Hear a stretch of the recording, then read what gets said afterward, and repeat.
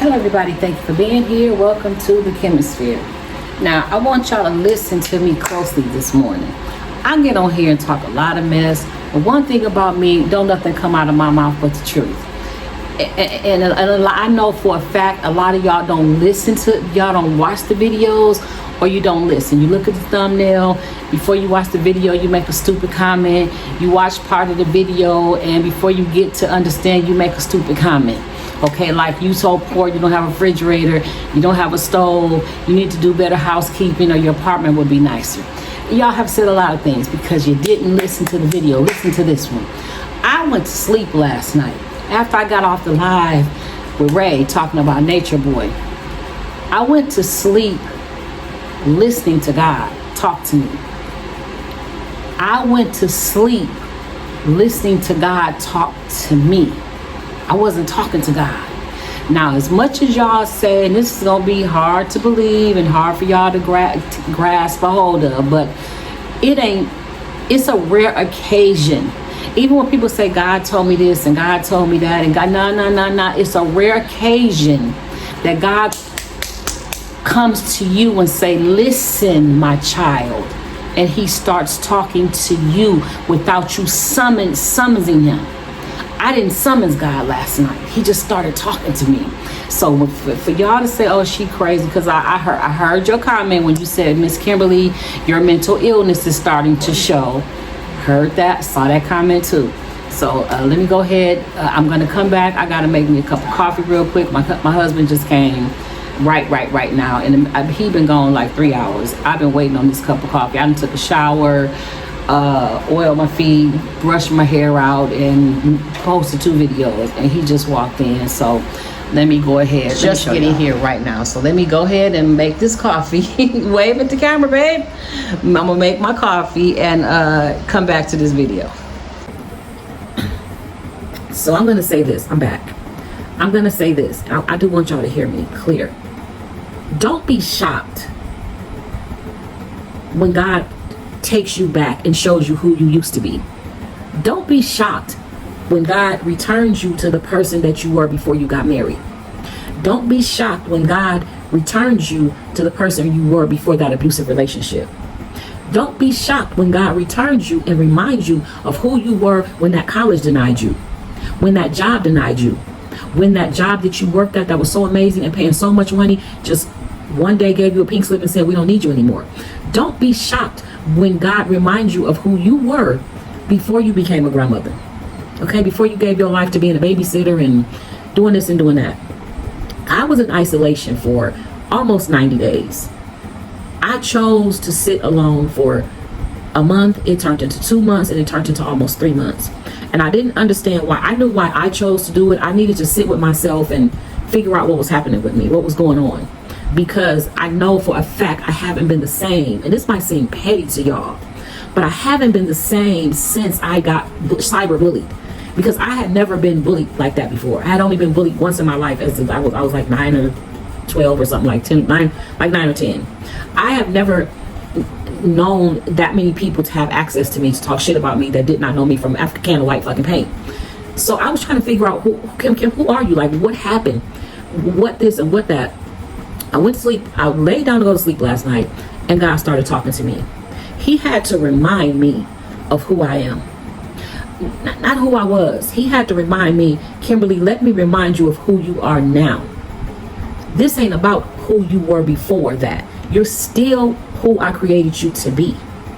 I am a fighter. I love. I help. I'm an educator. I'm a whole lot of things for God. I am, believe it or not, a prophet. Yeah, that's going to be hard for y'all to believe. I am a child of God. And he had to remind me of who I am and what my powers are, what my strength is. So he was trying to tell me, don't be shocked if people don't recognize you. And I said, okay, well, maybe that's why I've been going into, a different type of content, a different type of I've been just noticing the change in myself. And so I'm telling you, anybody that lost themselves, empty nesters, people who don't work anymore, you don't understand why this happened to you, why that happened to you. You kind of forgot who you were. No. Sit yourself down, meditate, think, pray, talk to God out loud, talk to him in your head, talk to the universe, walk around and remember who you were before and bring that person back to today. Bring that person back to right now, because you are the same person that got lost somewhere. Now, I will say this. I don't know how to mix this in with what I just said. Sometimes and very often life messes us up and we're not quite that same person anymore. Deep inside we are, but on the surface we're not, because something messed us up. Something, someplace, somebody, some situation messed us up. So there's a shift in who you are and how you walk and how you talk and how you treat people, how you interact with people, how you stay away from people. That does happen. But on the bigger picture, you're still that person. You got to dig deep inside and pull that person back out. See, that sweet Miss Kim y'all met, social media messed her up. And I have not been the same since. I'm still that little girl from Detroit. I still got Detroit blood up in me. Trust me. I ain't never been no saint. I ain't never been perfect.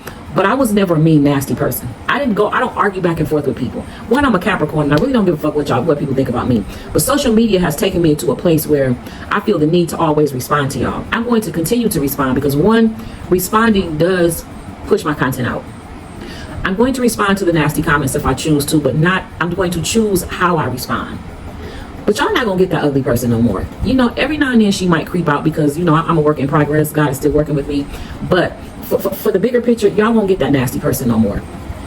It was a blessing. When I tell y'all, most of the world does not know what it's like to have God come and talk to you. You didn't call on God. You didn't pray for him to come. You didn't ask him nothing. He just showed up. It is a rare occasion that you experience that. And I've experienced it twice in my life since 2021. It is a rare occasion that you can feel God so close to you that it's like he's touching your shoulder or hugging you. That's not what happened last night. Last night he was talking to me, but I felt that also. I have been in my kitchen and felt God just felt like he just wrapped his arms around me, but kind of from the back. Like it was like he was touching my shoulders, like a concerned person, like somebody saying like it's okay type of situation. Get it together. And here's another thing. I say this all the time. I speak the word of God. If God puts it on my mind, it's going to come out my mouth. And how it comes out. Okay, here's the problem with people. Y'all like to look at the messenger and ignore the message. Y'all like to look at the messenger and push the messenger away, and you miss the message. Yes, I have a mouth on me. I use language y'all don't like. I use language you think a Christian shouldn't use, and they do use it. I just don't hide it from God. I use language y'all don't think a Muslim woman would use. I do, and they do it too. They just hide it. I don't hide myself from God. I can't hide myself from nobody. Now, there are people that I do respect. I know when and how to speak, but when I'm given an assignment to say something, I'm very obedient to the Spirit.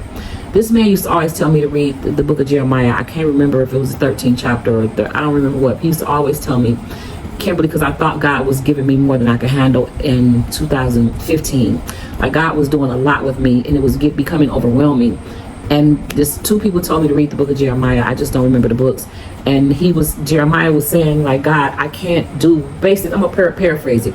God, I can't do what you're asking me to do. I'm a child. I can't speak like that. And God said, don't tell me what you can't do. I got you. Go and do what I told you to do, and I'm going to cover you. And this is paraphrased. I got your back. Don't you worry. You just be obedient to me. And so after I read that, I remember reading it a few times, so I had to continue to do what God told me to do, even though I didn't like it, even though it made me uncomfortable, and even though people didn't like me because I was doing God's work. That was not my business. I had to understand that when God tells me to do something and you don't like what I'm doing, that has nothing to do with me. That's between you and God. Also, we have to learn how to stay out of God's business. I had a friend, when our children, we have to some point that our children go, our husbands go, our wives go, anybody in our life that we're so worried about, we want to jump in and help them. We want to jump in and fix the problem. My daughter had a friend my daughter was 14. She had a friend that was 19, but the girl went to school with her. She was 19, but she still went to school with her. I found this out. She used to sell the C word. She was a D dealer in Detroit, and she used to sell it to her mother. And my daughter asked her, like, why do you sell D to your mom? And she said, because my mother is a real crackhead, and I'm afraid somebody will hurt her. I don't want her to borrow from nobody and she owe them and they beat her up or unalive her. I don't want her doing strange things to get the drugs. She said, so it's easier for me to just give it to my mama. to ease my heart and to ease my anxiety and my fear, it's easier for me to supply my own mama so she don't have to be out in the street. She's already hooked on it. I don't know how to fix that. Ain't nothing I can do. Okay. There are situations where we want to help our children and our grandchildren. We become enablers. There comes a time when you have to get out of God's business. You have to raise your hands, just like sometimes when we don't listen and God said, you know what? You ain't listening to me. Go on out there and learn for yourself. Just like you have to, when you tell that little baby, stop touching that stove. Stop touching that stove. And then you say, you know what? Go on and touch it. Burn yourself. Your ass gonna have to learn one way or another. So go on and burn yourself. There comes a time when we have to step back and let our people do what they're gonna do. We have to get out of God's business. I had another friend, very, very close. She's like my sister, my friend, my daughter. I love her dearly. Her husband's brother, her brother-in-law, went to jail. They bailed him out immediately. If I'm not mistaken, within a week's time, he was shot and unalived. And to this day, she hates that they bailed him out because she says something was telling her like not to bail him out. And I don't remember the whole story, but it bothers her that her and her husband, that they bailed him out. They thought they were helping him by bailing him out of jail because big things can happen to you in jail. You can catch a whole new case in jail. You can get unalived in jail. But then they bailed him out and he was shot and unalived. And so now they're thinking maybe God had him in jail for a reason, to protect him from a situation. So and so me and her talked about the fact that she kind of was like him. I feel like I got in God's business, and now he's gone. So I'm just saying to y'all, get back to who you were. Remember who you are. Don't remember who you were. Remember who you are. Visit the past. Go back. Sit down and try to figure out what happened. When did it happen? How did it happen? What was the situation that turned you into the person you are now? And snatch yourself back. Snatch yourself back. Take your power back. Close the door on people. Shut the door on people. Block their phone numbers. Disconnect them from social media. The biggest people you need to disconnect from is usually family, blood relatives, not family. The people that God gave you, but blood relatives are usually the number one people you have to block and get rid of. And that's sad, and it's very, very unfortunate. So anyway, I have had an amazing day, a great day. I see things different.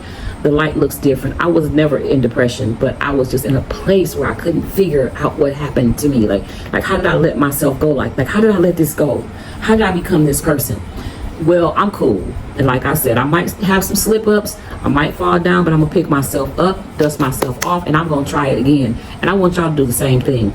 Yes, my content is gonna change because like I said, I have nothing else to really show you in Ghana until, well, K&K is coming soon. So me and her always have a good time. By the time y'all see this video, because I'm gonna post it, I'm batch posting. I don't know what day this video is gonna surface for y'all, but Kay is coming soon. And I think today is like Friday. Today is Friday, May. It's the last Friday in May 2026.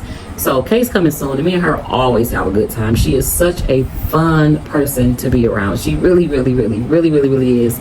So anyway, I'm gonna go ahead and end this video. If you need a consultation, you need to talk about Ghana, you need to talk about your husband, you just want to vent, you need information on how to get a passport or a visa or get connected to a landowner or something like that, I do have a consultation fee. It is $30 for a 30-minute session. And then there's a different price for the 1 hour session. 1 hour is my max in one session. So I will leave that information at the end of this video. I love you all. Stay blessed and see you soon. Okay, let me say this too. God was reminding me, Kimberly, did you forget why I sent you to Ghana? Do you remember as a child that you never knew anything about Africa or being African, that your parents and your grandparents and everybody told you that you were Indian? But did you forget that I sent you to Ghana and why I sent you to Ghana? And I had to remember way back 2021 that I remember understanding why I came to Ghana. I came to Ghana for a specific reason, and I won't get into that. I have other videos talking about it, but in a nutshell, I came to Ghana to teach the Ghanaians what we knew over there, what we went through over there, What happened after the ancestors went across that water? And I know there's a lot of people that think that it didn't happen, it never happened, where's the boats at, and all that kind of stuff. I don't know, I wasn't around then. Like I said, I just follow the word of God, and I'm very, very obedient. I did remember why I was sent to Ghana, and I did fulfill that mission. And as it comes along, I continue to fulfill that mission to this day. Even though I have forgot completely that God sent me here for that, I still continued the mission.